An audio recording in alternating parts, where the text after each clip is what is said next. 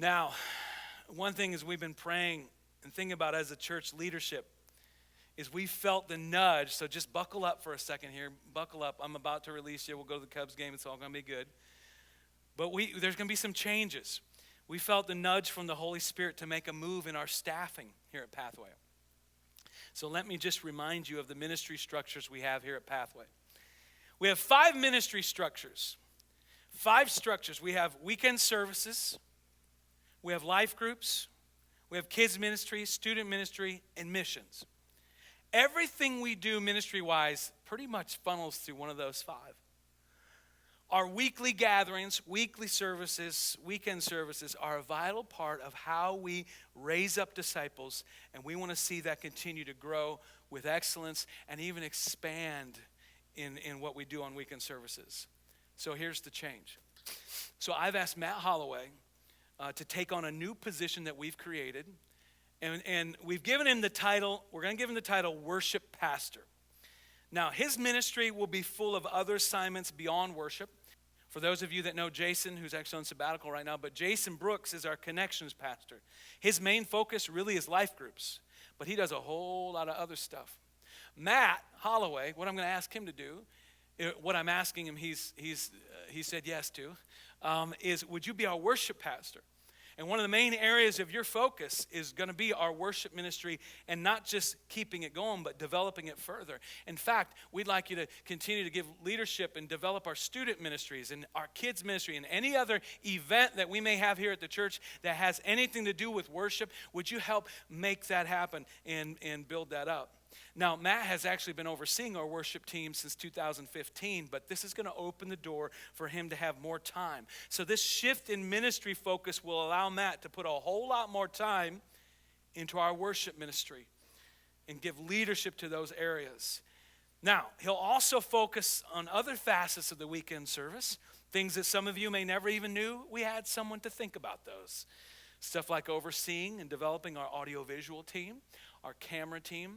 Do you know at this point it's rare that anyone comes here for a service that A, hasn't already seen a live service on Facebook, or B, hasn't watched a message that's already been video recorded and put online. It's rare that that happens. How can we develop that further? How can we reach more people through that?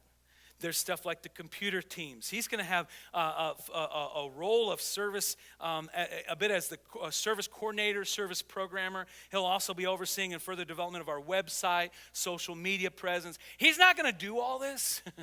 He's going to lead teams that are going to do all this. And with this shifting, here's the biggest change. Matt will be releasing the student ministries. So with this move, that leaves leadership of our youth ministry, our youth group, wide open. So what are we going to do about that?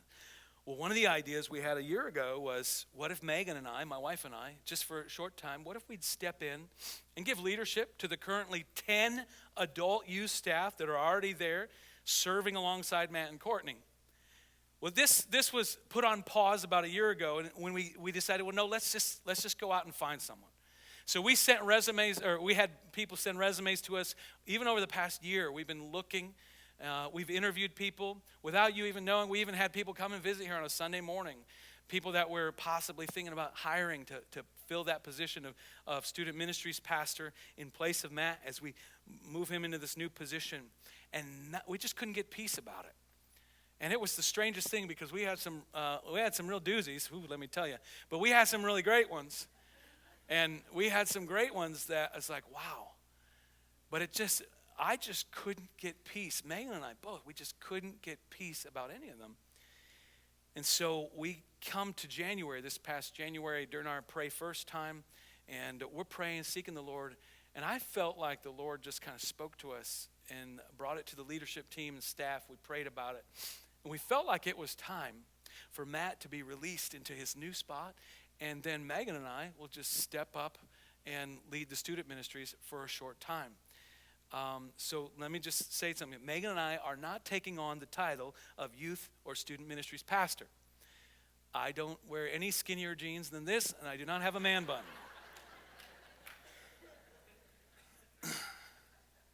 But I want you to know something.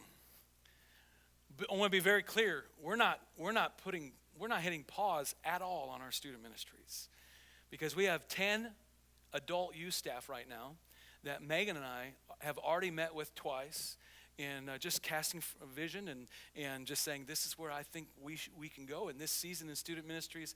And so Megan and I are going to work with those 10 adult leaders, and we're going to lead the student ministry together, and it's going to be powerful. In fact, our dream, you'll hear more about this later, is not just that we have adults leading, but we want to see your students helping to lead our student ministries. And it's going to be just a great continuation of what the Lord has been doing for 19 years in the student ministries of our church.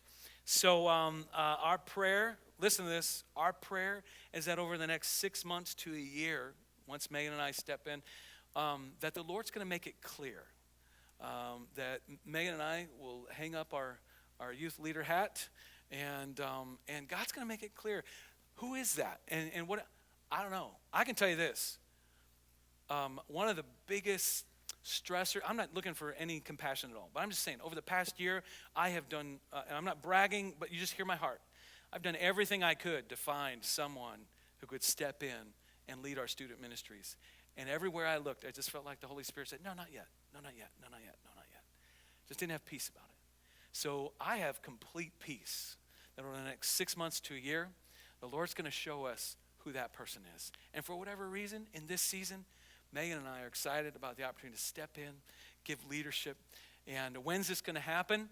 This will happen at the 1st of August. So Matt and Courtney will continue to serve in that position of student ministries all the way through the end of July. And then the 1st of August, we'll step in and we'll take leadership of that for the next short season.